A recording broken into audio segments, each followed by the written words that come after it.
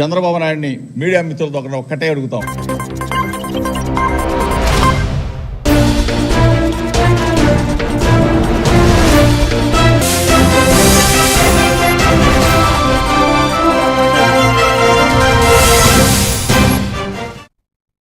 Welcome to A1 TV Telugu news. Kadapa జిల్లా బద్వేలలో super జీఎస్టీపై అధికారుల అవగాహన బైక్ ర్యాలీ నిర్వహించారు. ఆర్డీఓ కార్యాలయం వద్ద నుండి మార్కెట్ యార్డ్ వరకు RDO Chandramohan, municipal commissioner Narasimha Reddy ఆధ్వర్యంలో బైక్ ర్యాలీ కొనసాగింది. ఈ కార్యక్రమంలో రెవెన్యూ మరియు సచివాలయ పోలీస్ సిబ్బంది పాల్గొన్నారు.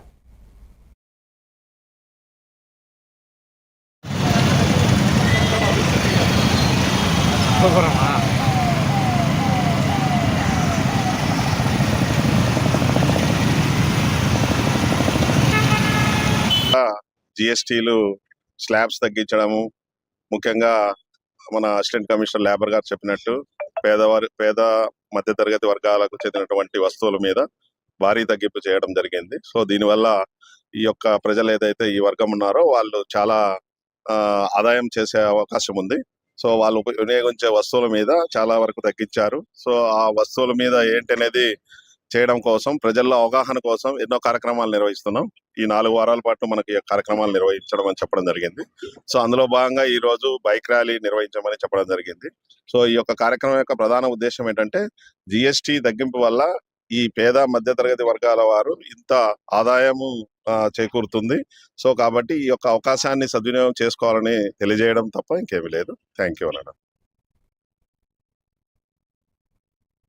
కడప జిల్లా బద్వేలలో MLC DC Govindareddy, MLA doctor Dasari Suddala ఆధ్వర్యంలో బ్రాండ్ కల్తీ మద్యంతో ప్రజల ప్రాణాలు కాపాడాలంటూ నిరసన ర్యాలీ నిర్వహించారు.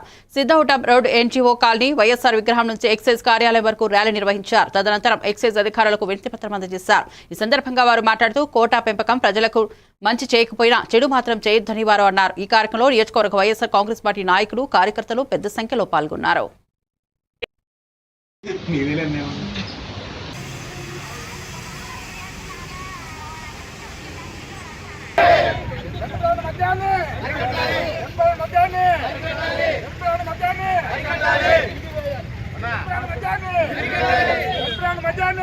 దాని మీద కార్యాచరణ లేదు. దానికి తోడు పైగా వాళ్ళు ఏమంటున్నారు, ఆ దొరికిన వాళ్ళంతా వైసీపీ కోవట్లు అంటున్నారు.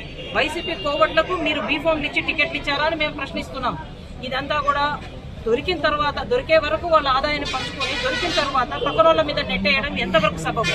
మేము ఖచ్చితంగా మా వైసీపీ పార్టీ తరఫున మేమందరం కోరేది ఏమంటే, దీని మీద సిబిఐ దర్యాప్తు చేయాలా.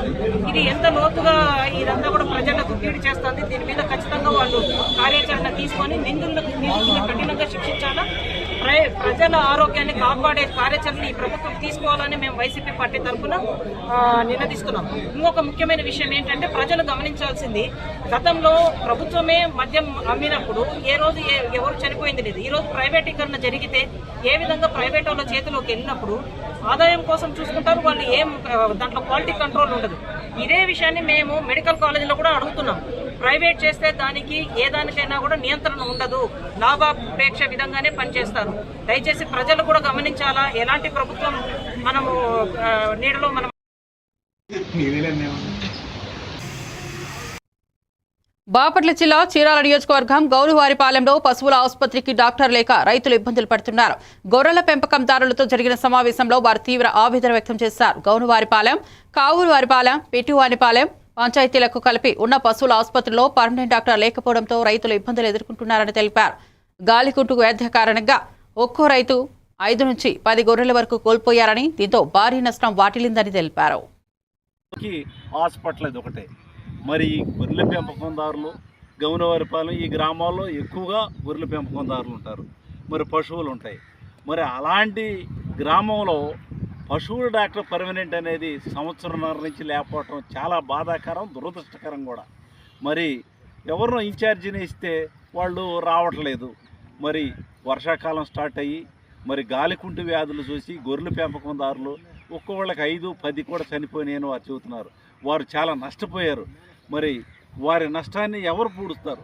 మరి డాక్టర్ ఉంటే మరి వారు సలహాలు తీసుకోవటం, మరి వాళ్ళకి ఏదన్నా చేయటం, ఎప్పటికెప్పుడు సూచనలు ఇచ్చి బాగోలేదంటే ఫోన్ చేస్తే వాళ్ళు వచ్చి చూసి చెప్పేవారు. కాబట్టి అది లేకపోవటం వల్ల మాకు చాలా నష్టం జరిగిందని రైతులు వాపోతున్నారు.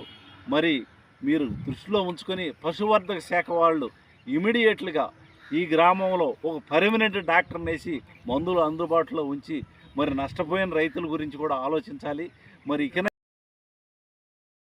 ఒక పశువుల డాక్టర్ని ఇమీడియట్లుగా వేయవలసిందిగా కోరుకుంటున్నాం. లేని ఎట్లా దీని విషయమై కలెక్టర్ గారి దగ్గరికి కూడా వెళ్ళి గ్రీవెన్స్లో ఒక అర్జీ రైతులు అందరూ కలిసి ఇస్తాము. కనుక త్వరలో డాక్టర్ని వేయవలసిందిగా పశువర్ధక శాఖ వారికి. భారతరత్న అబ్దుల్ కలాం స్ఫూర్తితో యువత ఆయనను ఆదర్శంగా తీసుకుని మరింత అభివృద్ధి చెందాల్సిన అవసరం ఉందని బాపట్ల ఎమ్మెల్యే వేగేశ్వర నరేంద్ర వర్మ అన్నారు.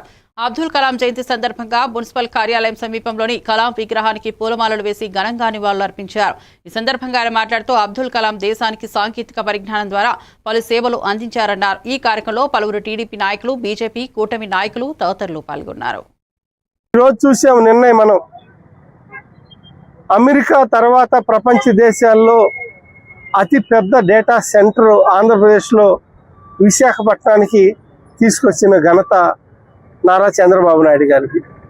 అటువంటి నారా చంద్రబాబు నాయుడు గారు బీజేపీ ప్రభుత్వంతో కలిపి ఆనాడు ప్రమోట్ చేసిన వ్యక్తి రాష్ట్రపతిగా మన భారతదేశానికి ఆయన ఉన్నారు అంటే అందులో అప్పట్లో నారా చంద్రబాబు నాయుడు గారు ఎంత కృషి చేశారో మనందరికీ తెలుసు.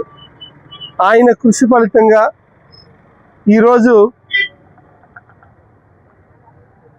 టెక్నాలజీని అందిపుచ్చుకునే దిశగా హైదరాబాదు 30 ఏళ్ళు పడితే మనకు రాబోయే 10 ఏళ్లలోనే టెక్నాలజీ AI ఆధారిత డేటా గొప్ప ఎంతో శుభకరమైన రోజుగా వర్ణించాం. మన ఉత్తరాంధ్ర ప్రజలు వైజాగ్ పరిసర ప్రాంతాలు అయితే బాణసంచా కాల్చుకుని సంతోషాన్ని వ్యక్తం చేశారు. ఎందుకంటే ప్రత్యక్షంగా 90,000 మందికి, పరోక్షంగా 1,38,000 మందికి ఉద్యోగాలు కల్పన. అది చిన్న విషయం కాదు, లక్షల్లో ఉద్యోగాలంటే. అలాగే సుమారుగా 1,30,000, 40,000 కోట్లతో పెట్టుబడితో పెట్టిన సంస్థ చూస్తూ ఉంటే ఇటువంటి సంస్థలు భారతదేశానికి రావాలంటే అనేది నిజంగా చెప్పుకోదగ్గ విషయంగా ఈరోజు నేను వర్ణిస్తున్నా. ఇటువంటి కార్యక్రమాలు మరెన్నో జరగాలని మనస్ఫూర్తిగా ఆకాంక్షిస్తూ అబ్దుల్ కలాం జయంతి శుభాకాంక్షలు కూడా ఆయన ఎవరైతే ఇష్టపడతారో ఈ కార్యక్రమానికి వచ్చి ఇటువంటి వ్యక్తిని మనసులో ఎలా పూజిస్తారో వాళ్ళందరికీ కూడా ఈ జయంతి శుభాకాంక్షలు, అభినందనలు తెలియజేస్తూ బాపట్ల జిల్లాలో మిస్సైల్ మ్యాన్ ఆఫ్ ఇండియాగా పేరుగాంచిన అబ్దుల్ కలాం సేవలు మరవలేనివని ఆంధ్రప్రదేశ్ రాష్ట్ర మాజీ సైనిక సంక్షేమ సంఘం రాష్ట్ర అధ్యక్షుడు తాండ్రా సాంబశివరావు అన్నారు. కలాం జయంతి సందర్భంగా ఆయన విగ్రహానికి మాజీ సైనికుల ఆధ్వర్యంలో పూలమాలలు వేసి ఘనంగా నివాళులర్పించారు. ఈ సందర్భంగా ఆయన మాట్లాడుతూ భారతదేశ రక్షణ వ్యవస్థను పటిష్టపరచడానికి కలాం చేసిన సేవలు మరవలేనివని అన్నారు.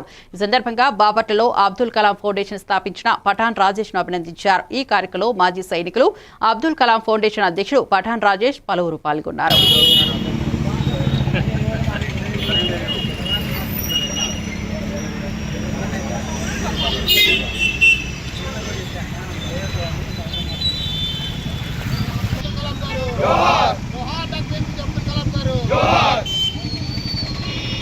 కోసం భారతీయులు ముఖ్యంగా యువతని ఏ విధంగా ప్రోత్సహించాలి, విద్యార్థులని ఏ విధంగా మోటివేట్ చేయాలనే ఉద్దేశంతో వారి జీవితాన్ని గమనిస్తే రాష్ట్రపతిగా రిటైర్మెంట్ అయిన తర్వాత కూడా విద్యార్థుల్ని ఎక్కడైతే పెద్ద పెద్ద విశ్వవిద్యాలయాలు, ఇంజనీరింగ్ కాలేజీలు, మెడికల్ కాలేజీలు ఉన్నాయో మరి ఆ కళాశాలకు వెళ్ళి విద్యార్థుల్ని ప్రోత్సహిస్తూ వారు గడిపినటువంటి జీవితం ఆదర్శప్రాయం అని చెప్పి తెలియజేస్తున్నాను.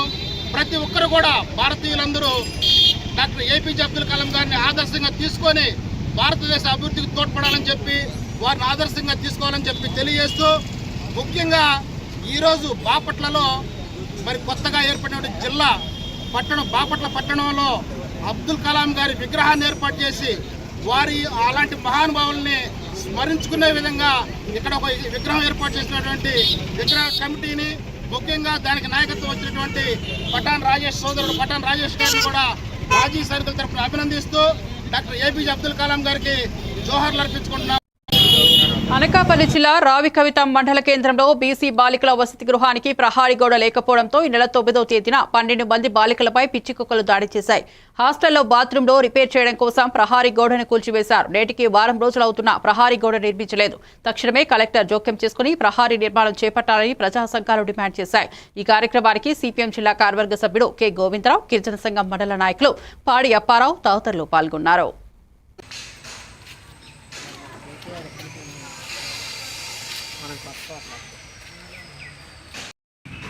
బీసీ గర్ల్స్ హై స్కూల్ రావుకత్వం హాస్టల్ ఇది.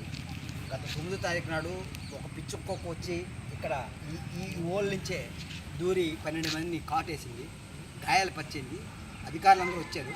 ఇప్పటికి కనీసం ఈరోజు 14వ తారీఖు, కానీ ఈ ప్రహారీ కూడా ఇప్పుడు కూడా నిర్మాణం చేయలేదు. ఇది మండల కేంద్రంలో బీసీ గర్ల్ హై స్కూల్ హాస్టల్లో ఈ విధంగా రక్షణ ఉంటే రక్షణ ఏ విధంగా ఉంటుంది? అందుకని అధికార యంత్రాంగం తక్షణం ఈ గోడని నిర్మాణం చేయాలని చెప్పేసి మేము డిమాండ్ చేస్తాం.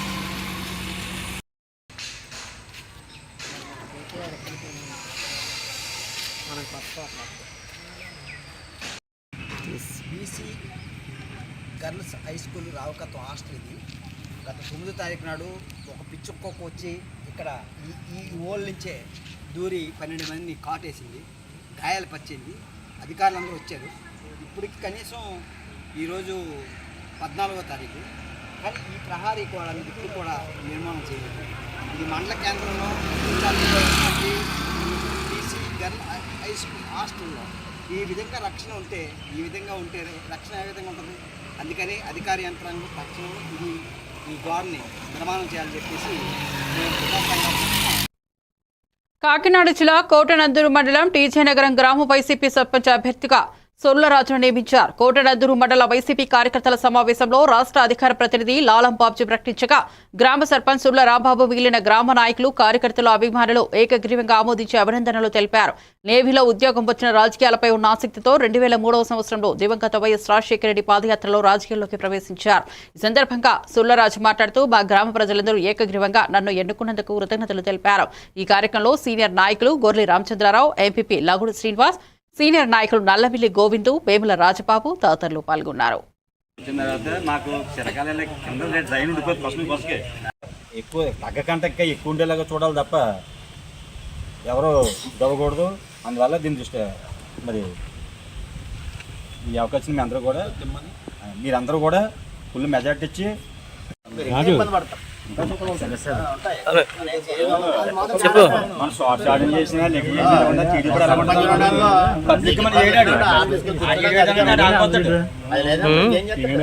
చాలా ఉన్నాయి మన దగ్గర. ఈ తరుణం ప్రెసిడెంట్ తోటి మా నాయకులు అందరితో చెప్పాను, ఈ తరుణం రాజు కుదిరేయండి, అందరూ కదా రాజుని. కాకినాడ జిల్లా వైఎస్ఆర్సీపీ అధ్యక్షులు, మాజీ మంత్రివర్యులు శ్రీ దాడిశెట్టి రాజా గారికి, అలాగే మండల అధ్యక్షులు లగుడు శ్రీనివాస్ గారికి, మండల పార్టీ కన్వీనర్ చింతకాయల చంద్రబాబు గారికి, అలాగే మన రాష్ట్ర పబ్లిసిటీ వింగ్ ప్రధానాధికారి అయినటువంటి లాలం బాబ్జీ గారికి, రాష్ట్ర బీసీసీఎల్ జాయింట్ సెక్రటరీ గొడ్ల రామచంద్ర గారికి, అలాగే మన రాష్ట్ర బీసీసీఎల్ సెక్రటరీ నల్లమిల్లి గోవింద్ గారికి, వివిధ గ్రామాల నుంచి వచ్చేసినటువంటి సర్పంచులకు, ఎంపీటీసీలకు, అలాగే మా టీజేనగరం గ్రామం నుంచి వచ్చినటువంటి వైఎస్ఆర్ కాంగ్రెస్ పార్టీ నాయకులకు, ప్రెసిడెంట్ గారు సుర్ల రాంబాబు గారికి, అలాగే మన ఉప సర్పంచ్ సుర్ల మంగా శ్రీనివాస్ గారికి, అలాగే పంచాయతీ బోర్డు మెంబరు మన నాగరమణ గారికి, అలాగే గిడితూరు రాంబాబు గారికి, మన పెద్దలు అల్లు కాశీనాయుడు గారికి, అల్లు పేరయ్య గారికి, అందరికీ మన గ్రామం నుంచి విచ్చేసినటువంటి మాకు చిరకాల కింద డ్రైన్ ఉండిపోతుంది బస్సుకి. ఎక్కువ తగ్గకంటే ఇంకా ఎక్కువ ఉండేలాగా చూడాలి తప్ప ఎవరు దవ్వకూడదు. నర్సంపేట మండలంలో 4 నిందితులు ఒక గ్రూప్ గా ఏర్పడి దొంగతనాల ద్వారా సులభంగా డబ్బు సంపాదించాలనే ఉద్దేశంతో నర్సంపేట మరియు పరిసర గ్రామాలలో సోలార్ లైట్లకు సంబంధించిన బ్యాటరీలను దొంగలిస్తూ వచ్చారు. ఇటీవల చంద్రయ్యపల్లి, దాసరపల్లి, మాదనపేట తదితర గ్రామాలలో మొత్తం 38 బ్యాటరీలు దొంగతనం చేయగా వాటి విలువ సుమారు 2,15,000 రూపాయలు ఉంది. స్వాధీనం చేసుకున్న బ్యాటరీలను ఇతర జిల్లాలో అమ్మాలని వారు ప్రయత్నించారని ఏసీపీ రవీందర్ రెడ్డి తెలిపారు. ప్రస్తుతం నిందితులను రిమాండ్కు తరలించినట్లు తెలిపారు. ఎక్కువ తగ్గకంటే ఇంకా ఎక్కువ ఉండేలాగా చూడాలి తప్ప ఎవరు దవ్వకూడదు. చిన్న పెద్ద మనసు ఆచారం చేసినా లెక్క చేసినా ఉందా టీడీపీ అలవాటు. చాలా ఉన్నాయి మన దగ్గర. ఎక్కువ తగ్గకంటే ఇంకా ఎక్కువ ఉండేలాగా చూడాలి తప్ప ఎవరు దవ్వకూడదు.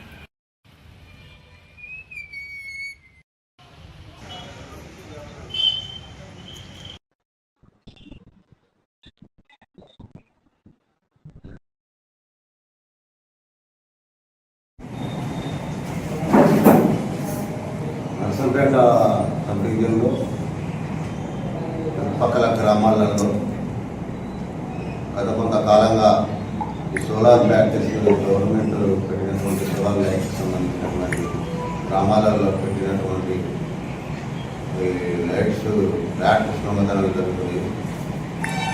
మన దగ్గర ఈ మహేశ్వరం, బాంజీతండ, ఇక్కాలపల్లి, మాదనపేట తదితర గ్రామాల్లో 14 గ్రామాల్లో కంటిన్యూగా ఈ దొంగతనాలు జరుగుతున్నాయి. అలాగే చంద్రబాబుపేటలో, కానరావుపేటలో, కానపూర్లో కూడా దొంగతనం చేశారు.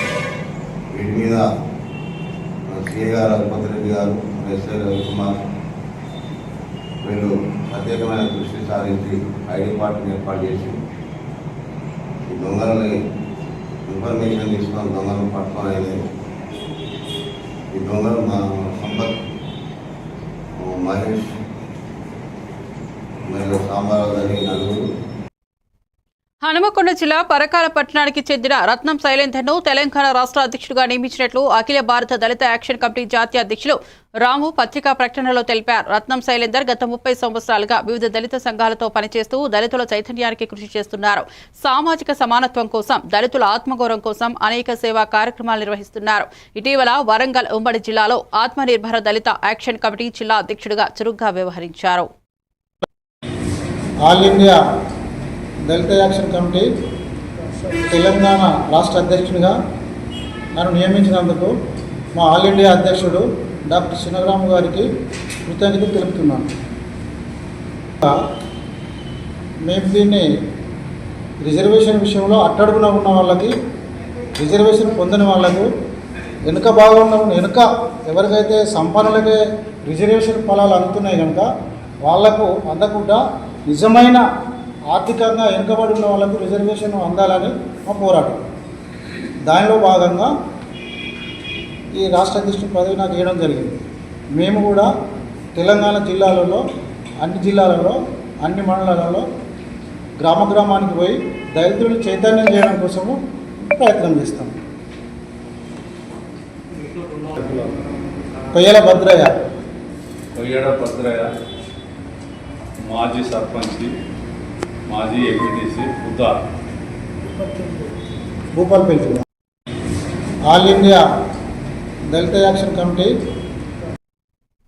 అనకాపల్లి జిల్లా నర్సీపట్నంలో విద్యార్థులకు, విద్యార్థి తల్లిదండ్రులకు అవంతి ఇంజనీరింగ్ కాలేజ్ అంటే ఎంతో నమ్మకమని మాజీ మంత్రి అవంతి శ్రీనివాసరావు అన్నారు. నర్సీపట్నంలో గల స్టార్ హోమ్స్ లో ఇండక్షన్ మీట్ ఏర్పాటు చేసి ఈ కార్యక్రమాన్ని ఏర్పాటు చేశారు. కార్యక్రమానికి ముఖ్య అతిథిగా విచ్చేసిన అవంతి శ్రీనివాసరావు మాట్లాడుతూ విద్యార్థులకు విద్యుత్తో పాటు sports, cultural activities, campus placements లక్ష్యంగా తీర్చిదిద్దడం జరుగుతుందని అన్నారు.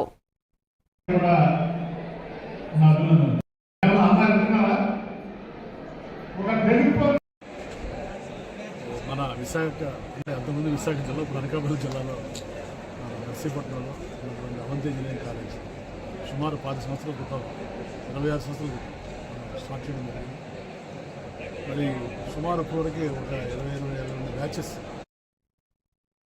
అనకాపల్లి జిల్లా నర్సీపట్నంలో విద్యార్థులకు, విద్యార్థి తల్లిదండ్రులకు అవంతి ఇంజనీరింగ్ కాలేజ్ అంటే ఎంతో నమ్మకమని మాజీ మంత్రి అవంతి శ్రీనివాస్ అన్నారు. నర్సీపట్నంలో గల స్టార్ హోమ్స్ లో ఇండక్షన్ మీట్ ఏర్పాటు చేశారు. ఈ కార్యక్రమానికి ముఖ్య అతిథిగా విచ్చేసిన అవంతి శ్రీనివాసరావు మాట్లాడుతూ విద్యార్థులకు విద్యతో పాటు sports, cultural activities, campus placements లక్ష్యంగా తీర్చిదిద్దడం జరుగుతుందని అన్నారు.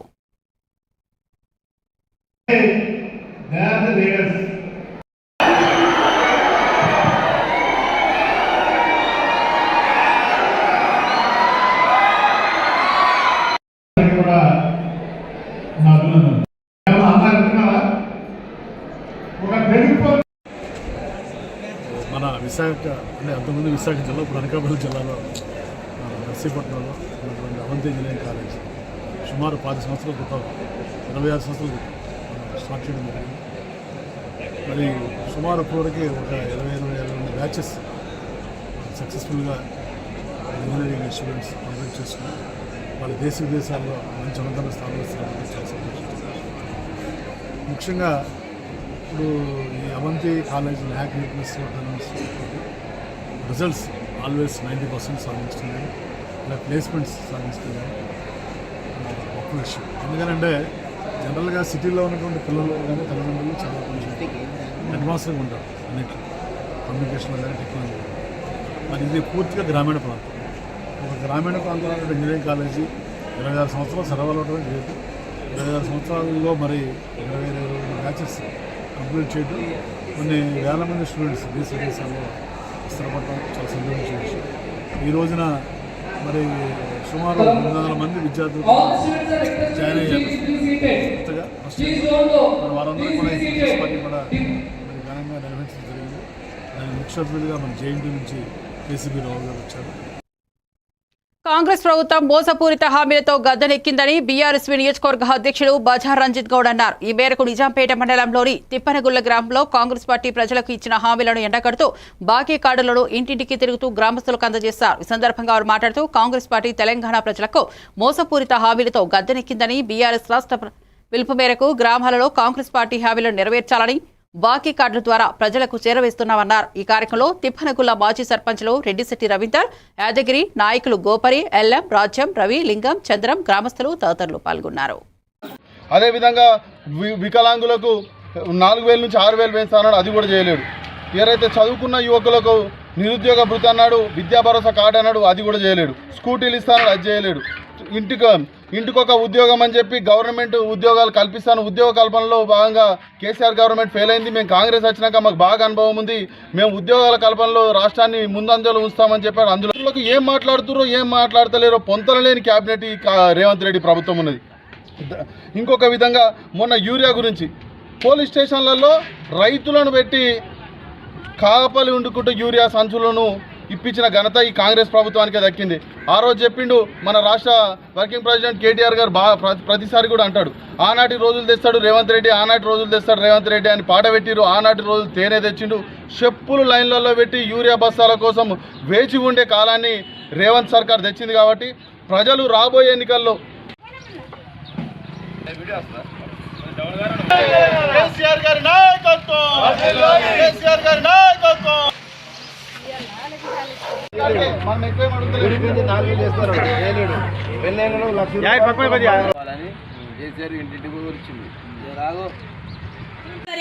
భూముల రేట్లు కూడా దించేసిండు కదా.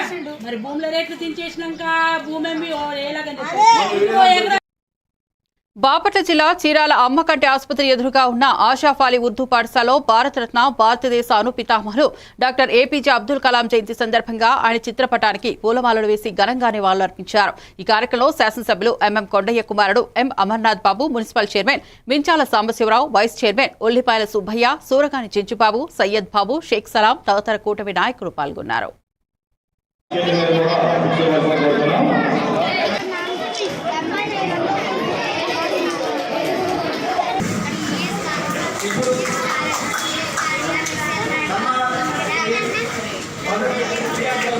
కూడా అబ్దుల్ కలాం గారి ఆశయాలు కొనసాగించి భవిష్యత్తులో అబ్దుల్ కలాం గారు దేశానికి ఎటువంటి సేవలు చేశారు.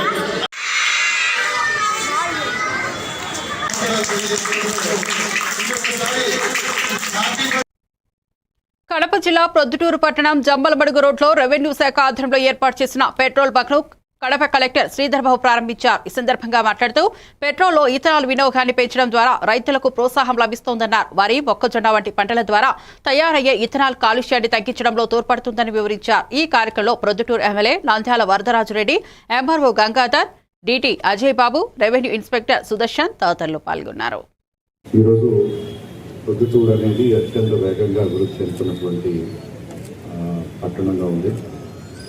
ఈ మన జిల్లా జిఎస్డిపిలో ప్రొద్దుటూరు యొక్క కాంట్రిబ్యూషను సుమారుగా 20% వరకు ఉంది.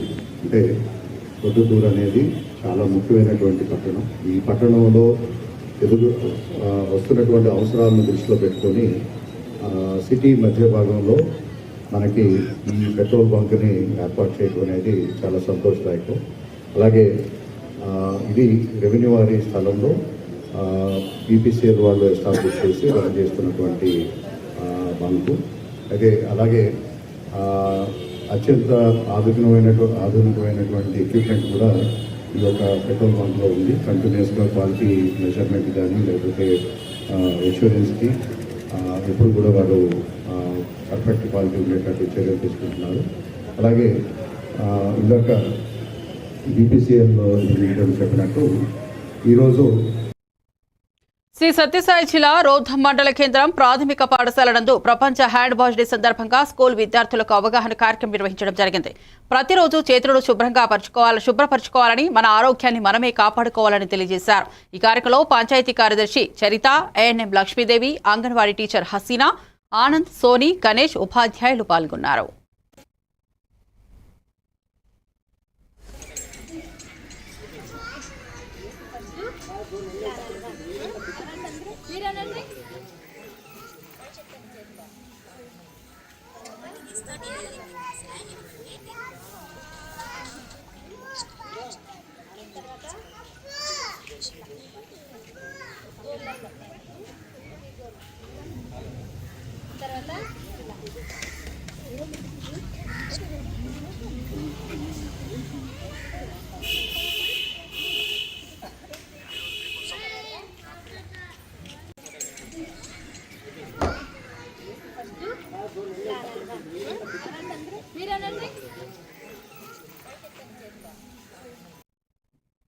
గాంధీ భవన్ లో మంత్రి శ్రీధర్ బాబును కలిసి జీవో నెంబర్ 46 వల్ల తామెంత అన్యాయానికి గురయ్యావో టీజీపీఎస్సీ అభ్యర్థులు వివరించారు.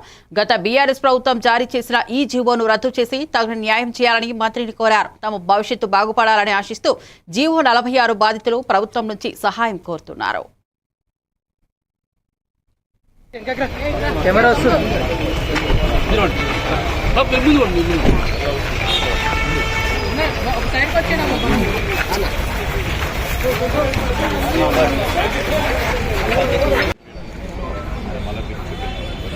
ఈ ప్రోగ్రామ్ అయిపోయినాక మాకు ఒక 10 నిమిషాలు టైం, చాలా రోజుల నుంచి వెయిట్ చేస్తున్నాం.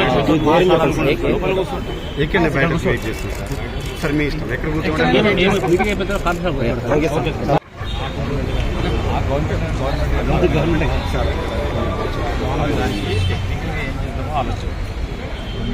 నేను ఆరోగ్య రాబోయే స్థానిక సంస్థల ఎన్నికల్లో పంచాయతీరాజ్ చట్టం 21 నిబంధనలు ఎత్తివేసి 3 పిల్లలు ఉన్నవారికి పోటీ చేసే అవకాశం కల్పించాల్సిందిగా ఆల్ ఇండియా ట్రైబల్ జేఏసీ నేతలు డిమాండ్ చేశారు. యూనివర్సిటీలోని ఆర్ట్స్ కళాశాల వద్ద నిర్వహించిన నిరసన కార్యక్రమంలో వారు మంత్రిమండలి ఈ అంశంపై చర్చించి సముచిత నిర్ణయం తీసుకోవాలని కోరారు. చంద్రబాబు పాలనలో ఈ నిబంధనను రద్దు చేసి ఎన్నికలు నిర్వహించిన విషయాన్ని గుర్తు చేస్తూ తెలంగాణలో కూడా ఇలానే జరగాలని డిమాండ్ చేశారు. అక్టోబర్ 18న బీసీ రిజర్వేషన్ల సాధన కోసం బీసీ సంఘాలు ప్రకటించిన బంద్కు పూర్తి మద్దతు ప్రకటించాయి. ఇంకా 10 సెకండ్లు కావాలి. సవరించాలి తెలంగాణ పంచాయతీరాజ్ చట్టాన్ని, తెలంగాణలో 2 కంటే ఎక్కువ పిల్లలున్న నిబంధనని సవరించాలి, పంచాయతీరాజ్ చట్టాన్ని సవరించాలి. 3 పిల్లల నిబంధన ఎంతనే ప్రభుత్వం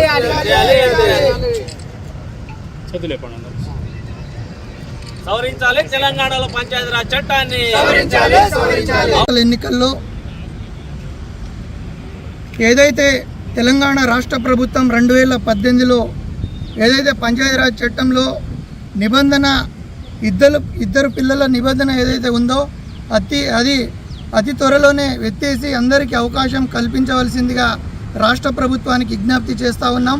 రేపు జరగబోయే కేబినెట్ సమావేశంలో దీనిపైన చర్చ జరగాలని మనస్ఫూర్తిగా కాంగ్రెస్ ప్రభుత్వానికి రేవంత్ రెడ్డి గారికి విజ్ఞప్తి చేస్తూ ఉన్నాం.